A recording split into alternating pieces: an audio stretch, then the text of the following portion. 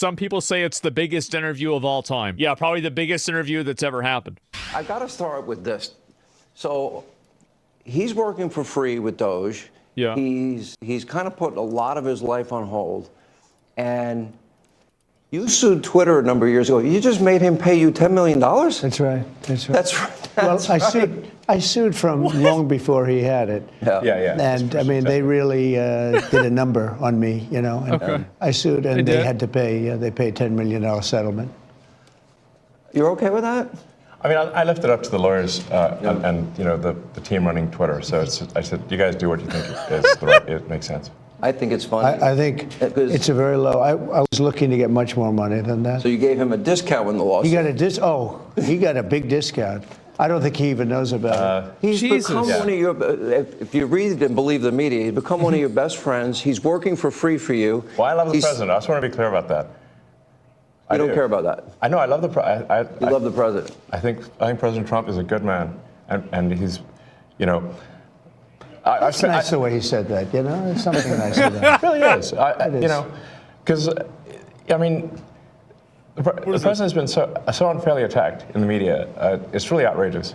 And I've at this point spent a lot of time with the president, and not once have I seen him do something that was mean or cruel or wrong. Not once. You know, I've known him for 30 years. Yeah. And I've never seen anybody take as much as he's taken. Yeah. And we've discussed this, and I'm like, how do you deal with it? Did I have a choice? Well, you would say that to me. I'm like, what am I going to do? Worry about it? And it is what it is. And then culminating in 2 assassination attempts, which resulted in your endorsement. Well, I was going to do it anyway, but that was it. Precipitating event. Yeah. It's crazy that there were 2 assassination attempts on him, and that somebody came that close to getting him, bro. They got his ear. Holy shit! Think about that. That's crazy. Yeah, a little bit. Yeah. The day Isn't of the that insane? assassination. I didn't know that. Yeah. I sped it up, but I was going to do it anyway. Mr. President, with your indulgence, I'm convinced that people only know a little bit about Elon. I don't think they know everything about Elon, because as I studied and prepared for this interview, I learned a lot about you that I didn't know. I think people will think about Tesla. Democrats are demonizing you and trying to make the country hate you. Yeah. I just want people to understand you a little bit better, and the person that you've gotten to know and have now put a lot of trust in. Yeah. And, you know, just let's go over a little bit of your bio, starting with PayPal, and how you became involved in Tesla and SpaceX and Neuralink and all these. A while. I mean, you know, I think the way to think of me is like I'm a technologist, and I try to make technologies that improve the world and make life better. Your shirt. Yeah, and that's why I like my T-shirt says tech support, because I'm here to provide the president with technology support. And now that may seem like, well, is that a silly thing? But actually, it's a very important thing, because the president will make these executive orders, which are very sensible and good for the country, but then they don't get implemented. You know, so. If you take, for example, all the funding for the migrant hotels, the president issued an executive order. Hey, we need to stop taking taxpayer money and paying for luxury hotels for illegal immigrants, which makes no sense. Like, so obviously, people do not want their tax dollars going to fund high-end hotels. I thought that too, but apparently a lot of people were mad about this. For illegals, and yet they were still doing that even as late as last week. And so, you know, we went in there and we're like, this is in violation of the presidential executive order. So basically, Trump said not to do it, but they kept doing it, and then Elon just turned off their button to do it. Am I understanding this correctly? Just took the button away? It needs to stop. So what we're doing here is one of the biggest functions of the Doge team is just making sure that the presidential executive orders are actually carried out. And this is, I just want to point out, this is a very important thing, because the president is the elected representative of the people. So he's representing the will of the people. And if the bureaucracy is fighting the will of the people and preventing the president from implementing what the people want, then what we live in is a bureaucracy and not a democracy. You You're both aware. You have to. I mean, he's right. I mean, like, fuck. I feel like the federal government and the people that work there are probably going to work in their best interest. And they don't have the same level of accountability that an elected representative has. That's true, for sure. Be keenly aware that the media and the punditry class, not that, you know, I think you've proven they have no power anymore because they threw everything they had at you and they didn't win. And that was, you know, the New York Times, Washington Post, 3 networks, every late night comedy show, 2 cable channels. They just drew. It's kind of crazy how like every comedy show has the exact same opinions, but there's tons of comedy online that's the opposite, that's really, really popular. Like, I feel like that's a little bit odd, isn't it, right? Now they're crying about it. Yeah, they aren't comedy. They do? Yeah, I would say so. They That's threw weird, everything, lawfare, weaponization. Sure. And now I see they want you two to start, they want a divorce. They want you two to start hating each other. And they try, President Elon Musk, for example. You do know that they're doing that to you. Oh, I see it all the time. They tried it, then they stopped. That wasn't. They have many different things of hatred. Actually, Elon called me. He said, you know, they're trying to drive us apart. I said, absolutely. No, they said, we have breaking news. Donald Trump has ceded control of the presidency to Elon Musk. President Musk will be attending a cabinet meeting tonight at 8 o'clock. And I say, It's just so obvious. They're so bad at it. I used to think they were good at it. They're actually bad at it, because if they were good at it, I'd never be president. Because I think that, like, it's kind of bad that anytime that you're actively working to undermine the government, like, or undermine the president, I feel like it's kind of that's like, it's not a very good thing to do, right? And I felt the same way with Biden. Like, I didn't like how some people were like, oh, we're not going to support this guy at all. Like, you've still got to support this guy. He's still your fucking president, right? At a certain point. But when you're working actively to destabilize the government and to make it worse for political goals, I don't know. It's treason. I don't know. Did you? Not really. I mean, well, like, I supported Biden for sure. Like, I didn't want to see Biden fail, if that makes sense, right? Like, I didn't agree with Biden. I wanted a different policy. I wanted, like, different things to happen, but I didn't want to see him fail as a president. Does that make sense?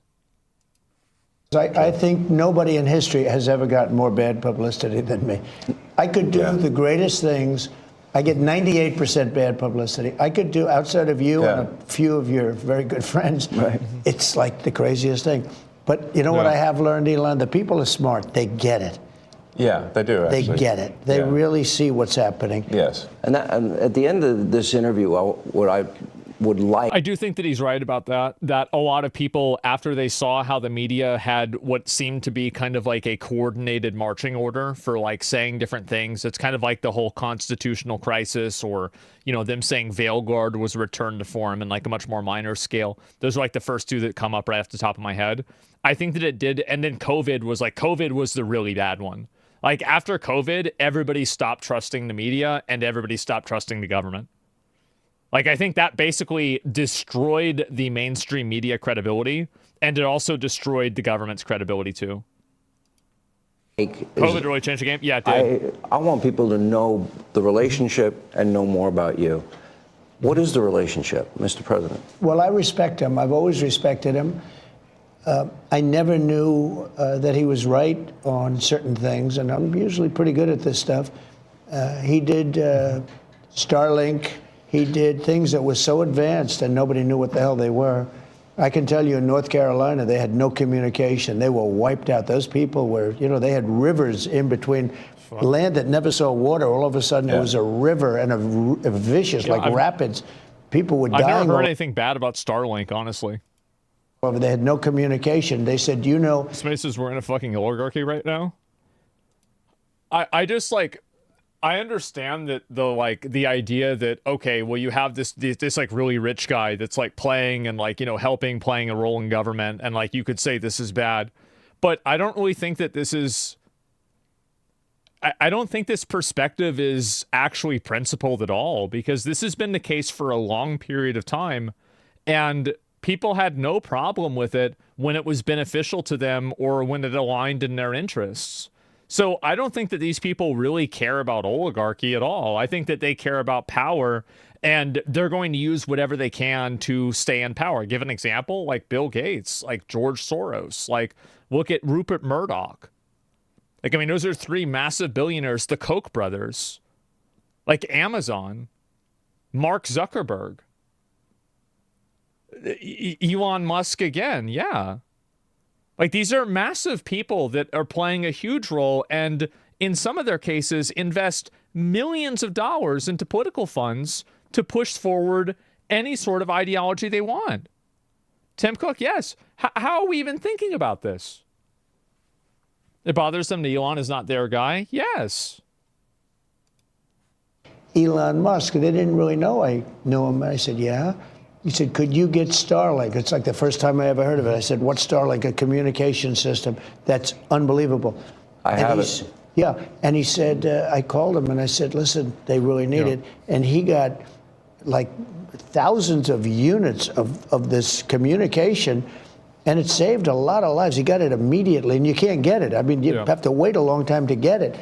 But he got it to him immediately, and I said, that's pretty amazing, and I didn't even know he had it. We watched the rocket ships, and we watch Tesla. I think, you know, something that had an effect on me was when I saw the rocket ship come back and get grabbed, like you grab a beautiful little baby. You grab your baby. It just hug the rocket. I've never seen right. Everything needs a hug, including rockets. It was impressive. And he said, you know, you can't really have a rocket program if you're going to dump $1 billion into the ocean every time you fly. You have to save it. Right. And he saved it. First time that I've ever seen that done. Now, nobody else can do it. Yeah, that's crazy. If you look at the U.S., Russia, or China, they can't do it. And they won't be able to do it for a long time. He has the technology. So you learn. I wanted somebody really smart to work with me in terms of the country, a very important aspect. Because, I mean, he doesn't talk about it. He's actually a very good businessman. And when he talks about the executive orders, and this is probably true for all presidents, you write an executive order and you think it's done. You send it out. It doesn't get done. It doesn't get implemented. They don't implement it. So you just got a bunch of roaches sitting there that are ignoring the rules? I immediately believe that's happening. I'm sorry. Like, yeah, 100%. Easily, I could believe that. There's a bunch of roaches? Yeah, no, exactly. Makes sense. Yeah, of course it makes sense. Yeah, I mean, like the copy paste everything, put paint on it. Yeah, right. The only way to stop them is to stop the funding. Yeah, I mean, like, because you've got to remember, like, these people, they have like their own way of doing things, and like they have their own culture that they get into as well. So they don't really give a shit about this. They just want to keep the machine running for their own best interests. Maybe they're from the last administration, right on it. And they are in some cases. For sure. You try and get them out as fast as you can.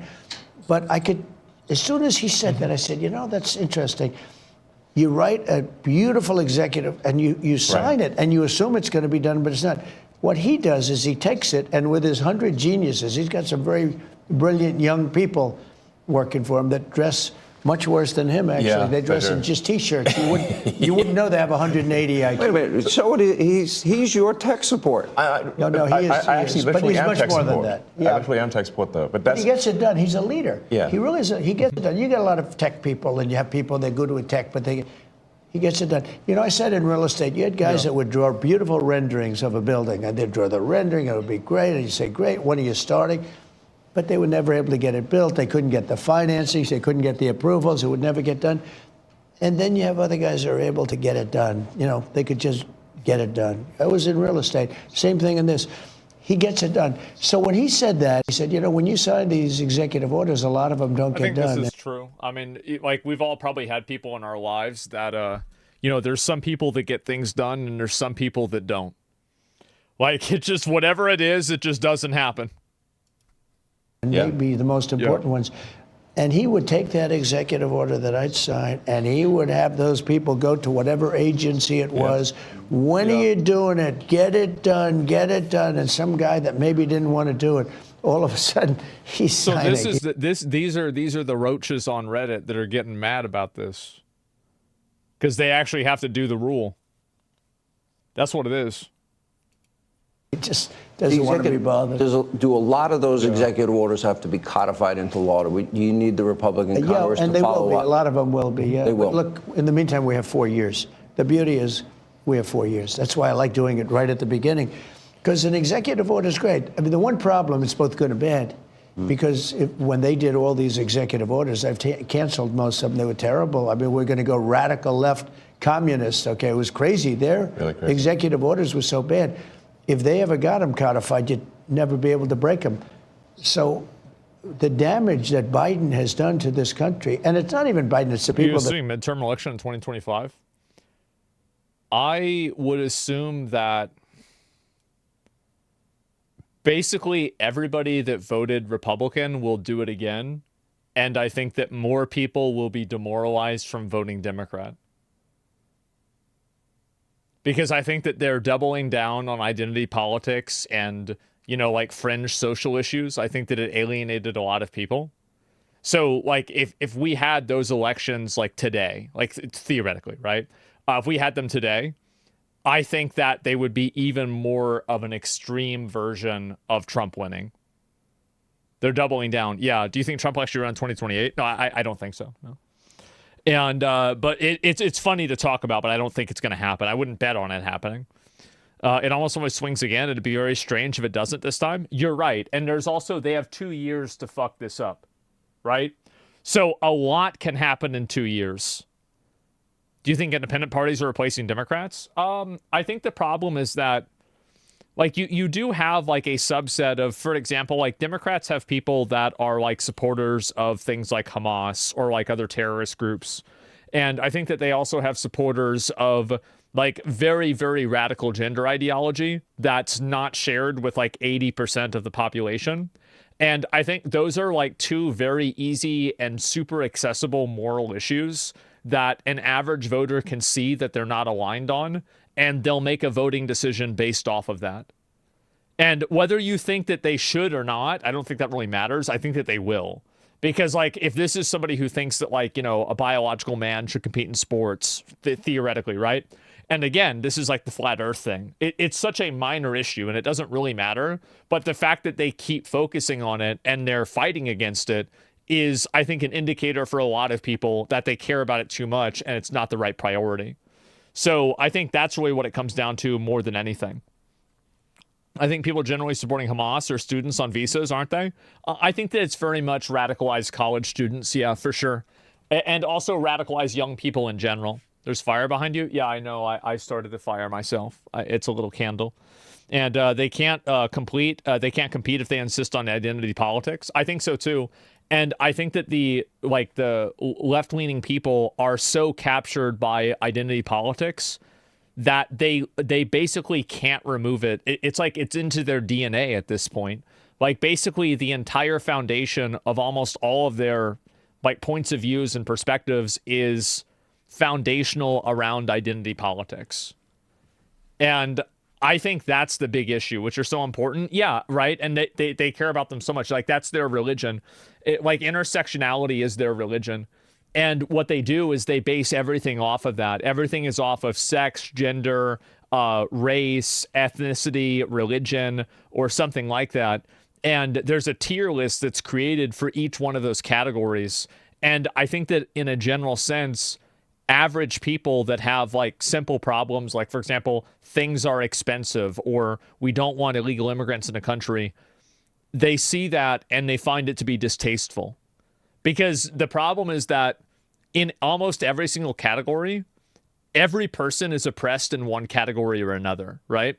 So, like, for example, you might be a woman, which gives you an advantage, but you also might be a white woman, so that maybe gives you a disadvantage. So you have this thing that's, like, designed intentionally to create animosity, distrust, and resentment between different groups of people. And I think that it works to actively undermine their cohesion. Do you see kind of like what I'm saying here? You said it backwards? Oh, I might have said it backwards, but hopefully you guys can see what my point is, right? Is that even people that, let's say, are beneficiaries sometimes of intersectionality, they're also at the same time oppressed by it, or they see that they're oppressed by it because other people get more advantages than they do. And I think that that's what it does, is it just highlights and it emphasizes those inconsistencies and unfairnesses. Circled them in the Oval Office, okay? So, yeah. But the damage they did to Victim this Olympics? country, Yeah, exactly. in terms of, let's say, open borders, you know, there's so many things, but open borders where millions of people poured into our country, and hundreds of thousands of those people are criminals. They're murderers, they're drug dealers, they're gang members, they're people from prisons from all over the world. And we have a great guy, Tom Homan, and he is doing so incredibly. You saw the numbers; they're now like 96%, 95%. He is a. I think you're constantly shitting on the left makes people distant. I've been very critical about a lot of things, and I think that a lot of people are going to be mad that, like, I'll tell you right now that I'm like completely ideologically opposed to any type of identity politics, and I think it's disgusting and reductive. And so anybody who pushes that kind of stuff, I will systematically work in whatever way that I can to undermine and remove their influence. Like, I can't do a lot in a lot of cases, but there are small instances where I can. And in the instances where I can, I will. And to me, that matters a lot, because that is, if you don't have equality and you don't have a degree of equal treatment and opportunity, then you don't have anything. And like, everything is built off of that. Like, that's like the foundation that you build everything else out of. So if people push for identity politics or anything like that, I will work as hard as I can to get rid of them. And I think that that also is this is the majority opinion. I think a lot of people agree with me on this. Western hyper individualism is a cancer. It's not a cancer to be an individual. That's not true.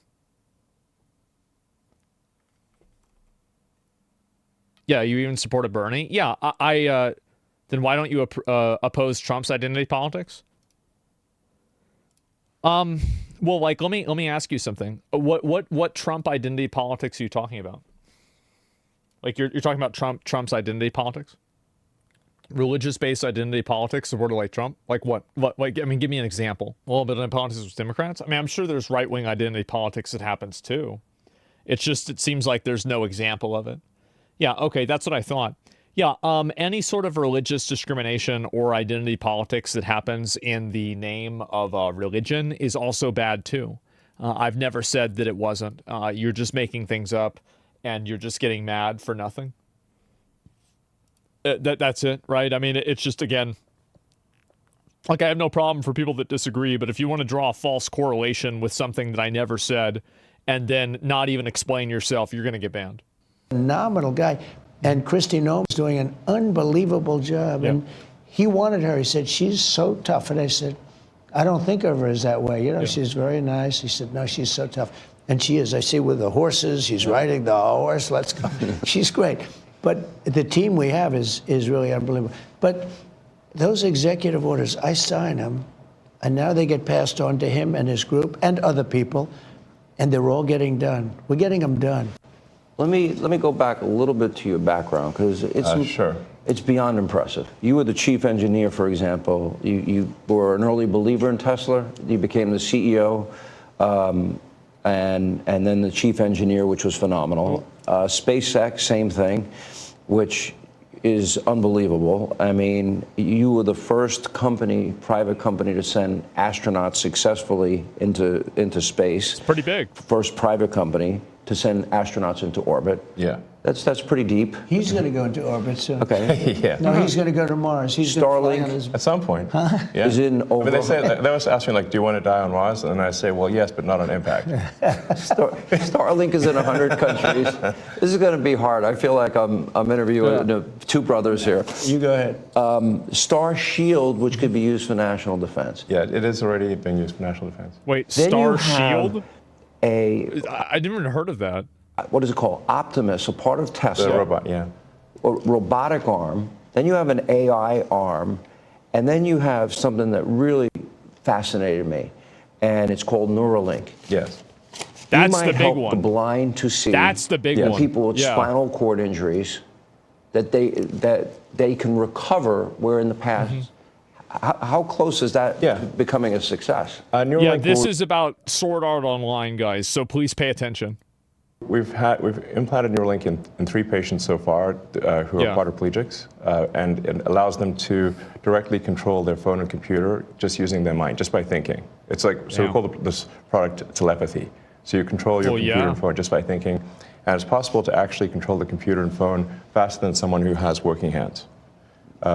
Then the next step would be to add a second Neuralink implant past the point where the neuron's damaged, so that somebody can walk again, and so they can have full body functionality restored. Damn. And you like Bobby, right? I like Bobby, actually. Yeah, I think I supported RFK. Bobby Kennedy. I think he's unfairly maligned as someone who is anti-science, but I think he isn't. He just wants to question the science, which is the essence of the science. The scientific method fundamentally is about always questioning the science. Well, they didn't tell us the truth about COVID. Correct. That's for sure. Yes. And we learned a lot with the Twitter files. And that just then raises a question. You're the richest man By the in the way, world. I completely agree with that. And I think that too many people rely on the idea of settled science in order to shut down dissenters and people that are disagreeing with things. I think that usually in a lot of cases, settled science is settled for a reason, but it doesn't mean that you should censor people who think that it's not settled. Well, you may not like that part. You're pretty It's competitive. neither here nor there. I've I known don't you a know if it long time. matters. That's why. But he's on your team. President. Well, that's true. He can't top that. Yeah. He's good. You know, I wanted to find somebody smarter than him. I searched all over. I just couldn't do it. I couldn't. You I couldn't. really tried hard. I couldn't find anyone smarter, right? So we had to for the country. But this is the thing. We settled on this. Well, guy. thanks for having me. So, I'm just trying to be useful this is here. the interesting. This is where we are as a society, and I hate to do this to you, but I'm going to do it anyway. You're doing all of these things. Nobody at Doge gets paid a penny, correct? Well, actually, some people are federal employees. Some so are, they do- okay. Yeah, They're helping. But it's fair to say that the software engineers at Doge could be earning millions of dollars a year, and instead of earning a small fraction of that as federal employees.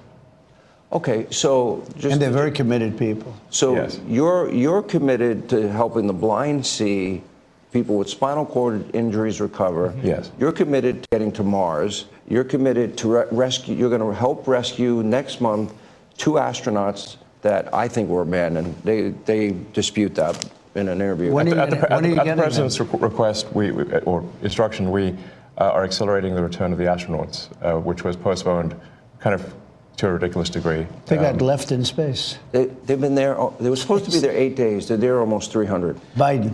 They were yes, they were left up there for political reasons, which is not good. This is the clip that a lot of people are talking about from today. A lot of people are very upset about this because he said that, and then there was an astronaut that said that Elon was wrong about this, and then Elon responded and said that it was the Biden administration, and he called the astronaut retarded. That happened earlier. I don't know whether it happened or not. I mean, these are all like, I mean, I don't fucking know. I have no idea. Like, what did he say with the Biden administration? How could I possibly know? Okay, it's not good. Now, if I had the weight of the pressure of doing that successfully on my shoulders, I think I'd be, But when we spoke before we did this interview, you are very confident. You think this will be a successful mission. Well, we don't want to be complacent, but we have brought astronauts back from the space station many times before, and always with success. So, as long as we're not complacent. When are you going to launch? I think it's about 4 weeks to bring them back. About 4 weeks? Yeah. And we're being extremely cautious. Yeah. You now have the go-ahead. Yes. Well, thanks to you. They didn't have the go-ahead with Biden. What's that? He was going to leave him in space. Why are people okay with lying about astronauts? So this is really what's going on, right? And let me explain kind of what it is. So basically, a lot of people have a latent distrust of the government, and they have a latent distrust of people that are in established positions of power. And I think that there have been enough kind of defined examples. And I think that, again, you can look at COVID and how social media was handled, especially because that's what's the most visible to people. And they've created a perspective that anything that the government is doing is probably bad. it's probably malicious, and it's probably against U.S. best interests, right? Or the people's best interests. So when an astronaut comes out and says this, people are going to see this astronaut as a person who is an advocate of the status quo. This is a person whose best interest is to repeat and say the things that the previous administration does.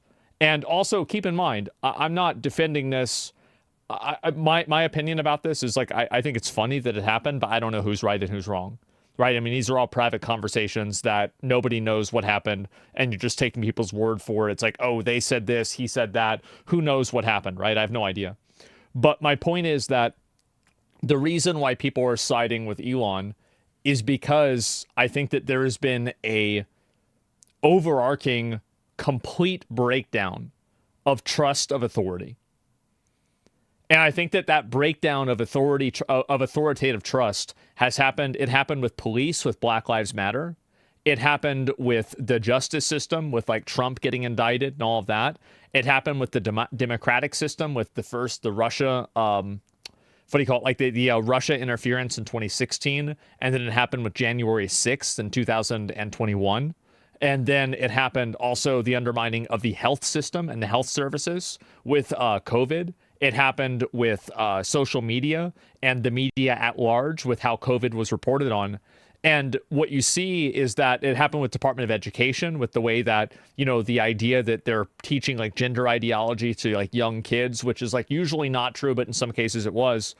And the point is that if you look at all these points of reference, if you're looking at this from that kind of a perspective, you're going to see that seemingly every form of bureaucratic apparatus is operating against your best interest. So when they see someone who they view to be a disruptor, like Elon Musk, and again, I'm using the word view. I don't want to make an argument for or against this because I don't know what happened. But when they see someone who is a disruptor coming in and saying that these people who, in a lot of these other circumstances, have been proven to be inauthentic, inaccurate, and misleading, are doing this again, they're going to support him. People don't trust scientists. They don't trust scientists. No, they don't.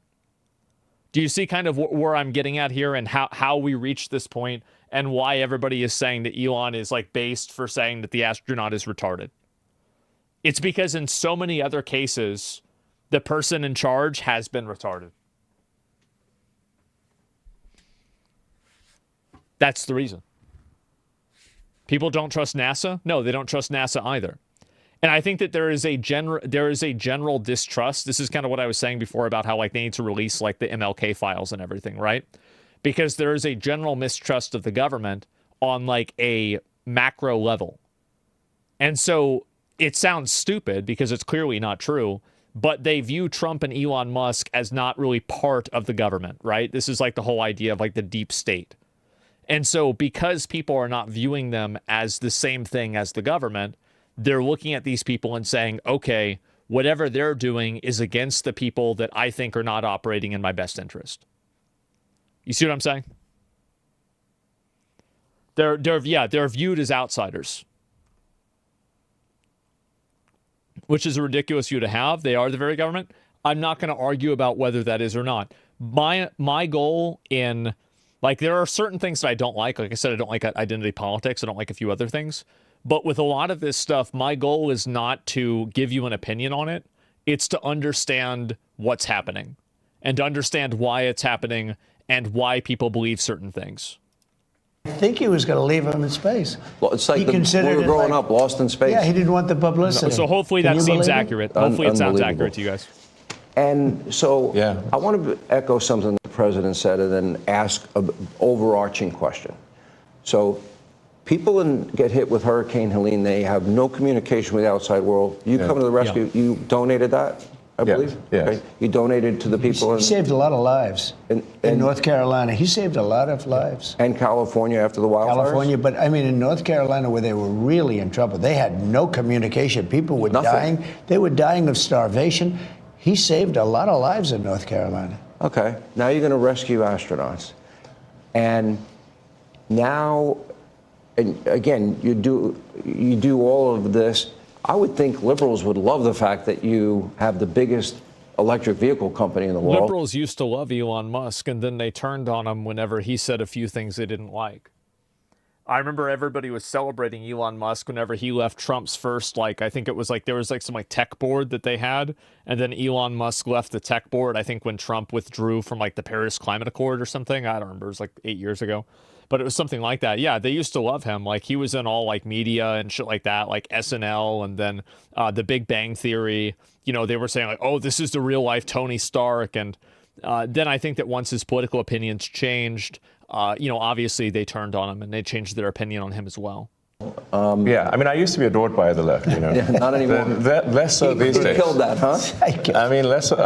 I really didn't know. Well, I mean, this whole sort of like, you know, they call it like Trump derangement syndrome. Yeah. And I didn't, you know, you don't realize how real this is until like you can't reason with people. So like I was at a friend's. I've noticed this with Reddit. I mean, you can see it with Reddit. I mean, like I think that Blue Sky post that we looked at earlier saying that everybody that's using Twitter is a Nazi sympathizer. Like this is a medication moment. A birthday party in Alex's birthday dinner, and it was like a nice, quiet dinner, and everyone was behaving normally. And I happened to mention, this is before the election, like a month or two before, I happened to mention the president's name.